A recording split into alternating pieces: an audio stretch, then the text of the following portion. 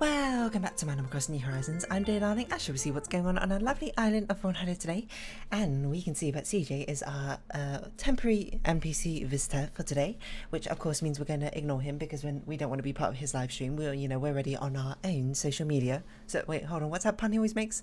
I don't even remember. It's been so long since I spoken to CJ, so I don't even recall. But yes, we'll be promptly ignoring him. And what should I talk about today? You know what?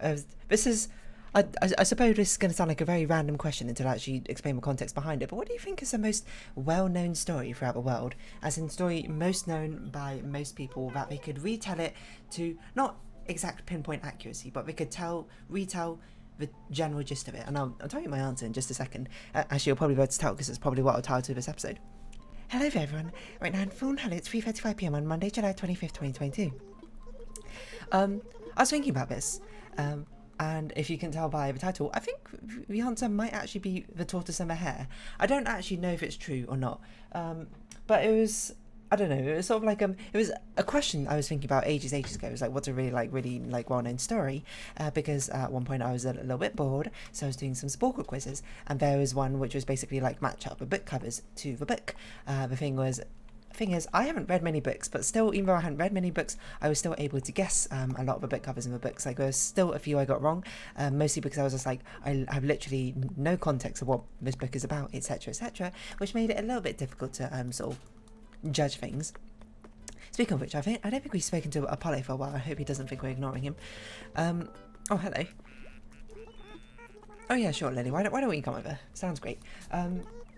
Lily's probably someone who reads a lot of books, and I was just sort of thinking, I was like, what's the most popular book? And I'm not really sure what sort of conclusion I came to, but like probably one of the more most read books in history. One has to be a book that's been out for a long time. Two obviously has to have quite a large appeal for many different sort of people. And one interesting thought I went down, which I don't know if it's valid or not, is books read in like high school for like high school classes. Things like Lord of the Flies is a really popular one. Things like Hamlet tend to be quite popular. Romeo and Juliet. I know those are both like sort of screenplay sort of things, but still. They're probably very likely to be very, very popular books. I didn't see anything. I don't want to buy anything from you, Lily. Because, oh no, you know what? Maybe we should buy that outfit. Well, it's a bit difficult. Sarsaparilla? But for like, it kind of feels like cheating, and I'm also not convinced that is necessarily a good indicator for most popular bookers. I think it's a very good one, but I'm not sure if that would define the most popular books. And I think I should judge it from the cases of the books that I haven't necessarily read. I've talked about this before. I haven't really read a huge amount of popular books. I'm not really much of a reader. I much prefer the visual medium personally, so that's why I quite like animation and that sort of things.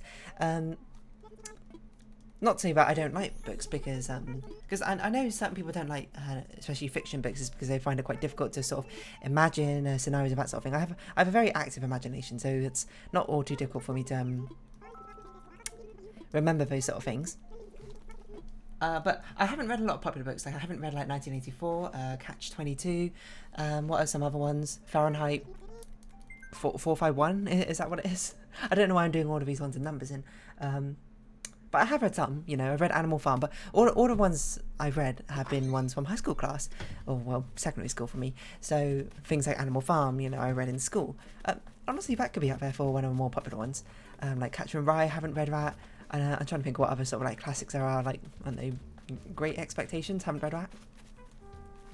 Although amusingly, for our secondary school sort of English literature stuff, we read a book called Mr. Pip, which is basically a book about a book, which is the book being Great Expectations in this case. I actually quite liked it, but it wasn't that popular in our school, I think.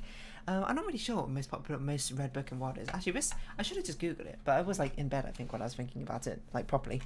You're sleeping, Ryan, so we won't disturb you. What is the you know what? It's the Bible, isn't it? I don't know why I didn't think of that at the time. Most read book in what? Okay, ignoring religious texts, because it kind of feels like cheating. The top 10 most read books in the world. I want to know basically what is the most read sort of like fiction book. Quotations from Chairman Mao. Okay, so there's like a communist manifesto or something from China. Harry Potter. Is that like as a series or a single book? That does make sense. Harry Potter is a very popular series. I don't know why I didn't consider that, to be honest. I don't know. I just kind of expected it not to. That series books wouldn't have. Not that they don't have greater appeal, but it's a sort of like I guess the first one would be read quite often, wouldn't it? I'm not really sure. Because it seems a bit like it skews a bit young, Harry Potter. Not that you have to be young, obviously, to appreciate or, enjoy Harry Potter, or to dislike it for, for that matter of, I'm not really here to judge that, but it's sort of just like, I would have thought that's the thing which people basically only tend to read, when they're like young into teenage, maybe even young adult years, but it's not something that much older people will read and become like a classic in that sense. I was thinking of all the things like 1984, which would be, you might not really read that when you're a teenager or younger, but that's like, you got anyone from like, it would not be unheard of for anyone from like the ages 20 to 100 to be reading that book. It'd be pretty reasonable. The Alchemist, I don't even know what book that is, I'm going to be honest. Da Vinci Code is surprisingly high on there. I've not personally read the Da Vinci Code, but I have seen the movie, and I didn't understand it because I was very young when it first came out. The Twilight Saga, I guess that makes sense. Gone with the Wind, okay, Think and Grow Rich. Diary of Anne Frank. Oh, Diary of Anne Frank, that's a good one. Wait, this is based on number of books printed and sold over the last 50 years? That's not how I want things. I want like a representative survey of, the entire world. And asking them basically, have you read this book or have you not read this book? I mean, obviously this is a good sort of like starting point, but I want basically what's the most read book or what, not most sold book necessarily. Of course the Bible's going to be up there because, it's things like, isn't it like Bibles are like complimentary in like hotels and that sort of thing? Or a lot of religious texts are. I know like what people like sit down and choose to read from like a bookstore or library. Harry Potter series. But this is just the same. This is the same infographic, but written as just written as a news article in one of those really annoying news articles where you had to like have 1,000 adverts a page. Apparently it's the Quran, even not the Bible. Fair enough. List of best-selling books. I don't know if this counts. A Tale of Two Cities. So this is A Tale of Two Cities and Little Prince. The Little Prince is a really good answer. That's a really popular book, and it's a very long sort of timeless classic. And A Tale of Two Cities, I don't know. Harry Potter Philosopher's Stone, 120 million. I can't believe I didn't think of Harry Potter while I was doing that. That makes perfect sense that it would be up there. Dream of Red Chamber, I've literally never even heard of. That's a Chinese one. Is it ancient Chinese? Well, not ancient. 18th century is not ancient. The Hobbit, that's a really good one as well. Lion, Witch and Wardrobe, that's such a really good answer as well. I'm saying these are good answers, but these are literally just the Wikipedia article on it. So I'm going to take the answer as Tale of Two Cities or Little Prince. Anyway, but then it got...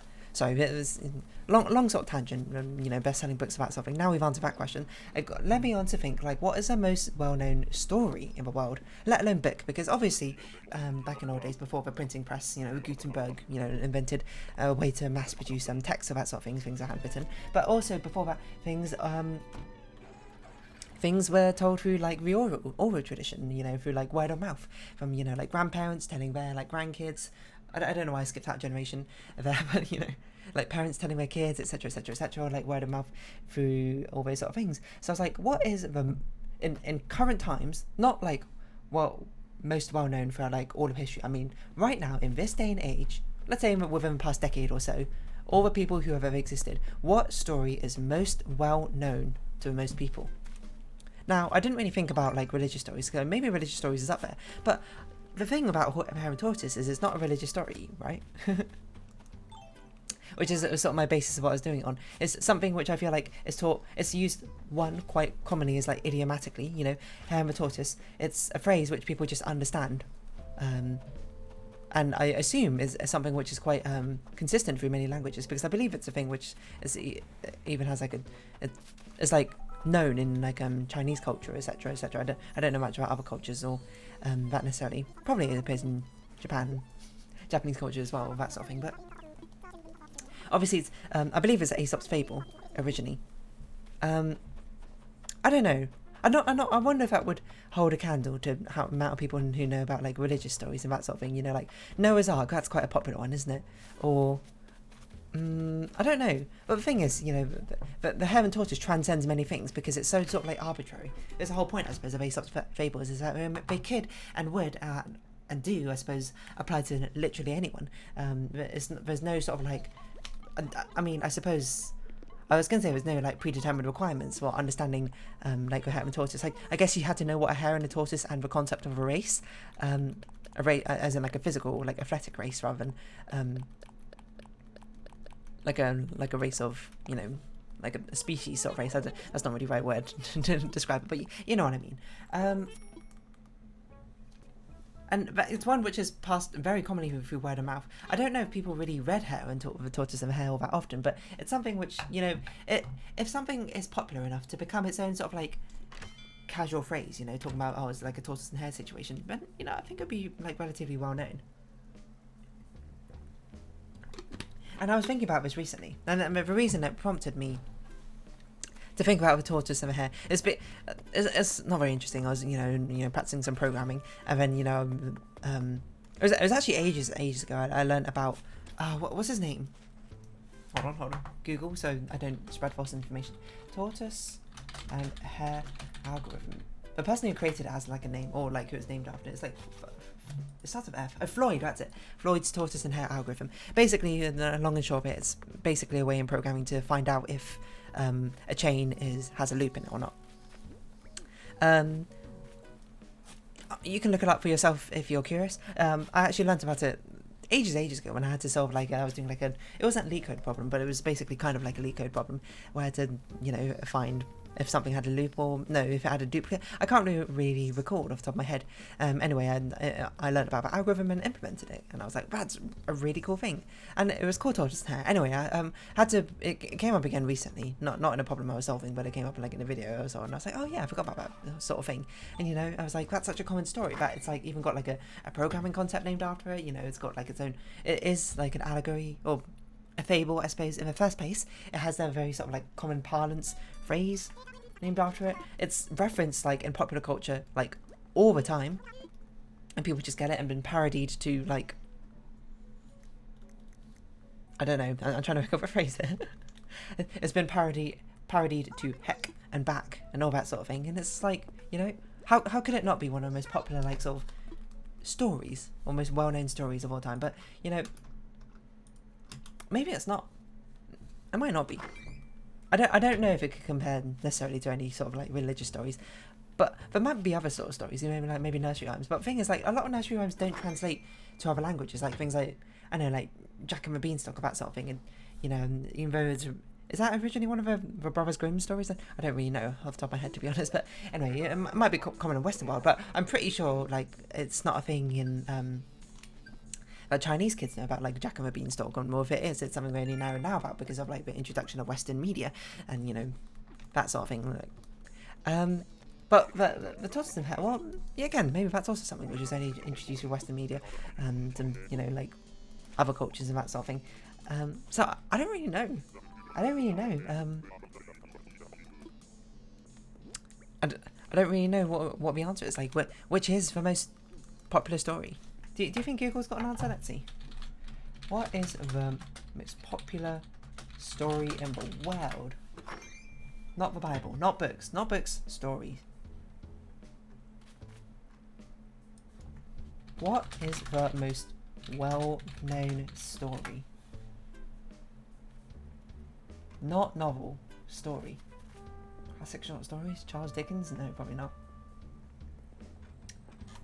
Mythology stories actually a really good idea as well. I don't know if that's true as well. I wonder how like widespread like the story of like Medusa is, or something from Greek mythology, etc., etc. But that's a decent sort of like starting point, isn't it? That's a good point, because of westernization. Since I said in the most recent decade and that sort of thing, because of westernization, things like Snow White is probably like really popular as well,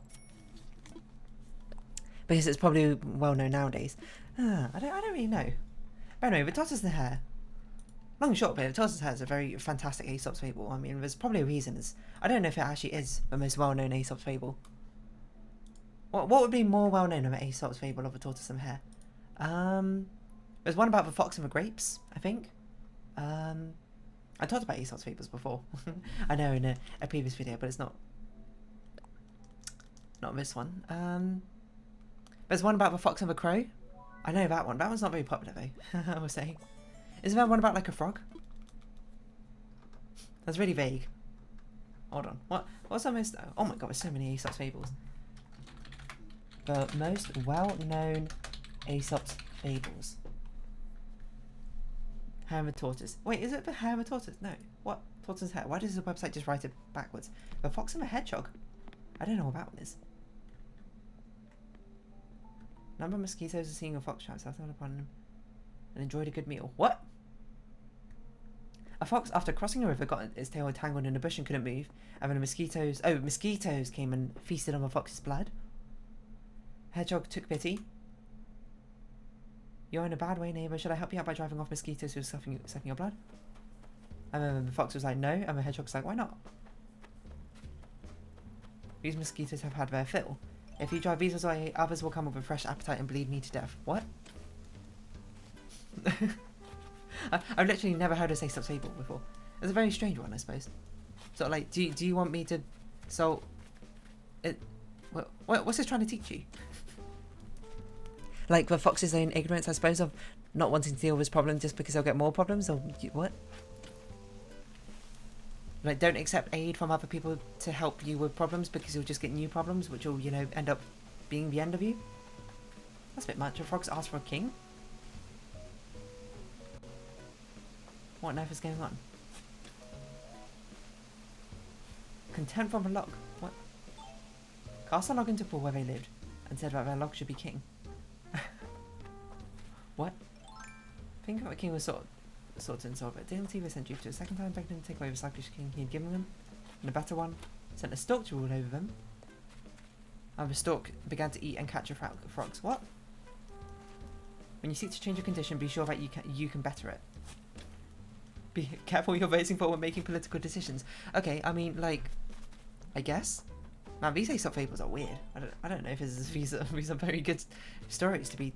Well, I mean, I guess they are, but they're sort of like very arbitrary, it feels like, isn't it?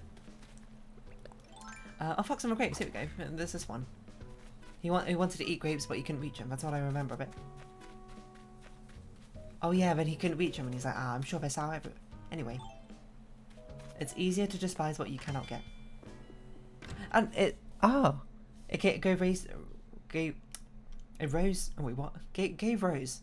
gave way. What am I trying to say? Gave way to expression sour grapes. I don't know if that's the origin of it. Anyway, that's the long and short of it. Sorry, you know, get out of here, Aesop's Fables. You know, we already talked about Aesop's Fables before. We don't need to do it again.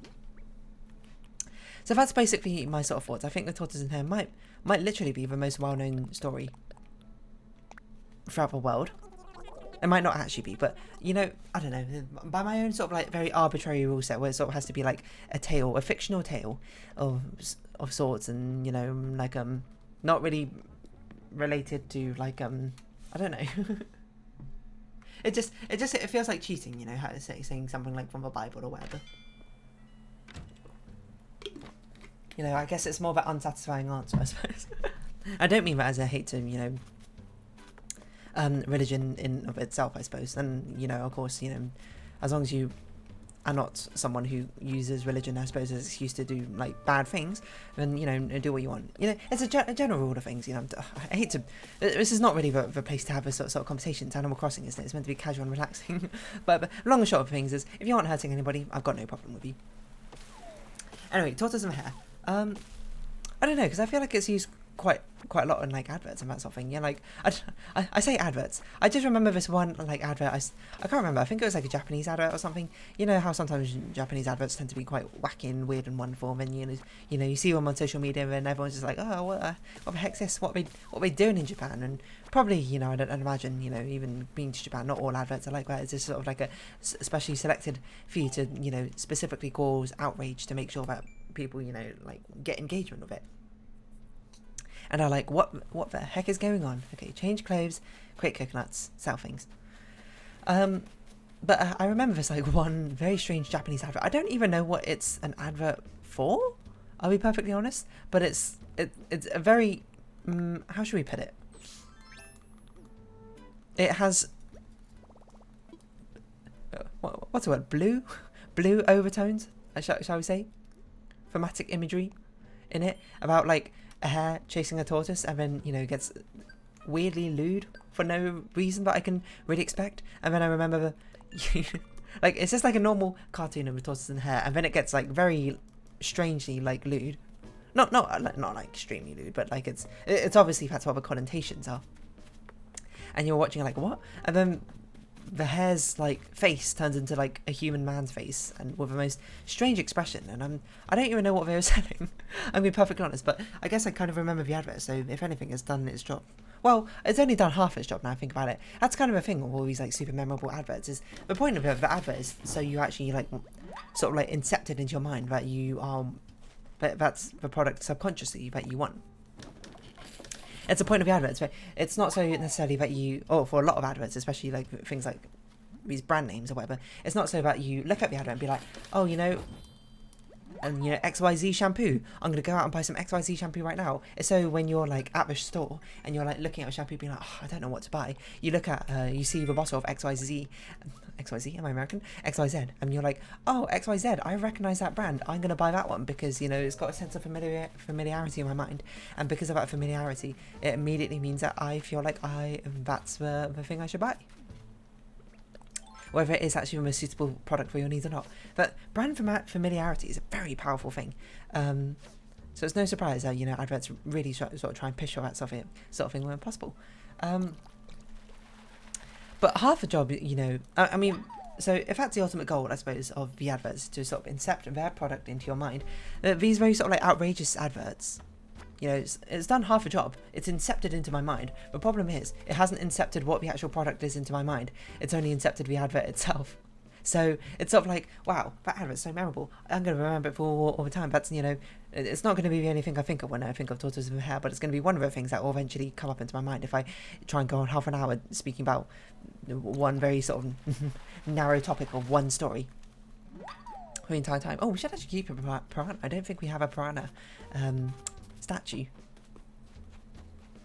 But the problem is, I've literally no idea what that product was for. So, you know, it's just completely like irrelevant, I suppose, in my mind. It just becomes sort of like I don't know, like a pop cultural touchstone or something. If I want to put it in very generous terms, it isn't really a pop cultural touchstone because it's, let's be honest, it's not that big. But still, it's sort of like I don't know, it's done its job too well, but for the wrong direction, I suppose is how I describe it.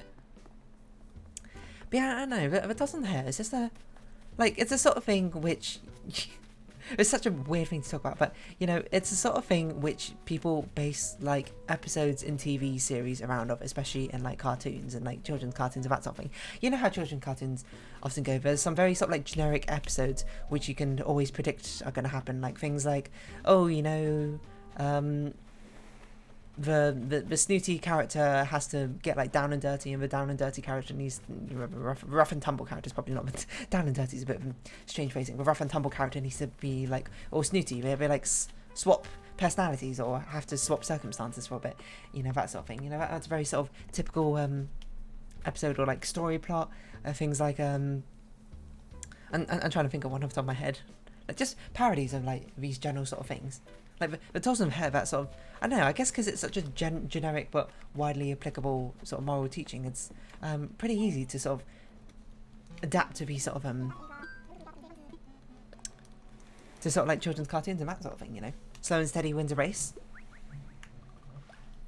People just know about it. I don't know what other sort of Tortoise and Hare disambiguations there are. Let's go back to the Wikipedia article, mainly because I am sort of running out of things to talk about Tortoise and Hare. There's only so much information you can really squeeze out of this sort of thing.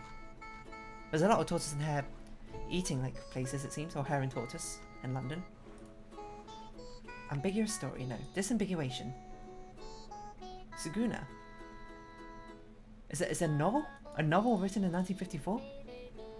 Is it literally about the Tortoise and the Hare? Or is it just like a short story?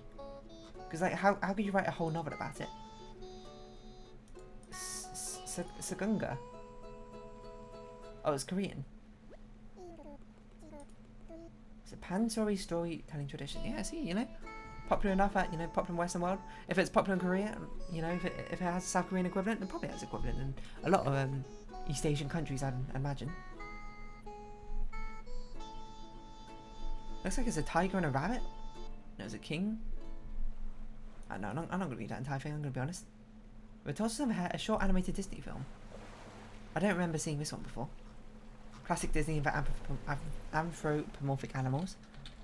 Tortoise and Hare, Disney. It is 1953, so I guess it is a bit, you know, before my time. Silly Symphony. It's only 8 minutes long. It's a bit of a strange thing anyway, isn't it, with Tortoise and Hare, you know? I mean, obviously it's meant to be strange because it's all meant to be sort of taken, like, metaphorically, like, through that sort of lens rather than literally, but it's sort of like a... Why would a hare, like, take a... I mean, I know the entire point of the Tortoise and the Hare is the hare is has an incredible sense of bravado and arrogance to, you know, take a nap in the middle of a race, but really, you would have thought the hare would just, you know, finish a race and then just sleep or something, you know? It's so strange, even for, like, someone with breathtaking arrogance to you know, just, like, sleep in the middle of something that you were literally doing in a race. Something that probably wouldn't have taken you much more than, like, you know, a couple of minutes to finish off, and you were just like, nah, I've got to sleep now. and I know the point is breathtaking arrogance, but I guess my point is it's such breathtaking arrogance. I'm like, but it's almost unbelievable, I suppose, in a sense. And then I suppose this is probably the part where you go like, oh, you know, I've met someone who that arrogant, and you know, go, fair enough. But I'm also, like, unwilling to suspend my disbelief, to be like, from the eyes of a hare, being like, that was not even, like, a sensible decision, but, like, even a sensible decision from his position. It's just so strange the more I think about it. I guess, you know, it feels strange because it's so difficult for me to get into that mindset. Imagine being so overconfident that you would, I guess, showboat that much. I guess I'm not really much of a showboat, if that's probably why, you know. I'm not really much of a person to, you know, sort of cockily be like, hey, this is exactly how it goes, or whatever. But anyway, I guess a hare kind of has to be a big old evil villain, otherwise people wouldn't celebrate it. Because otherwise, you know, what conclusions would you draw from a tortoise and hare? You'd be a fool to be like, oh, but, you know, but it means a tortoise is faster than a hare. Absolutely not, of course not. It's just, you know, the hare's definitely got some weird sort of overconfidence issues, and the tortoise is an absolute fool for, you know, trying to do this race in the first place, and there's only because of a breathtaking arrogance of a hare that it even works out for him, you know? I'm not sure it's a good moral lesson in that sort of sense. I mean, it is technically a good, well, kind of a good moral lesson. I mean, if anything, the entire story should just be like, you know, the hare absolutely crushes the tortoise, but then the hare's actually a nice guy and he encourages the tortoise to the end, and then everyone ends up cheering when the tortoise finishes the race, because it's the act of finishing the race which matters more than the fact that the tortoise finished after the hare, you know? That's a nice story, but, you know, I guess it'd be sort of classic. That's classic me, I suppose. You know, I don't want villains. I want misunderstood villains. I want people who act like the antagonist but don't see themselves as the antagonist, I suppose, in a sense, rather than, you know, clear black and white evil versus good and that sort of things. I guess that, you know, probably sort of muddies the waters of like what Aesop's fables are meant to be, which is fair enough. Which is probably why he's someone who's famous for writing all these sort of fables, and I'm not. Fair enough. It's just, you know, here am I criticising something which, again, you're not meant to take literally. It's something you're meant to take figuratively, and you know, it's meant to impart a sort of like not a special lesson, but like a lesson towards you, rather than necessarily, it's meant to illustrate a lesson towards you, rather than necessarily being a realistic commentary about something, sort of thing. I must say, this Tortoise and Hare, this like sort of splash art for it looks quite different to the actual animation style itself. Namely, the tortoise, the hare itself, they're wearing different clothing, which is strange. I mean, you know what? We should probably put some bells away. Tortoise beats Hare, a Merry Melodies film starring Bugs Bunny. Seems reasonable, but the tortoise is the one who's asleep. I don't know. Tortoise wins by a hare. A Merry Melody sequel.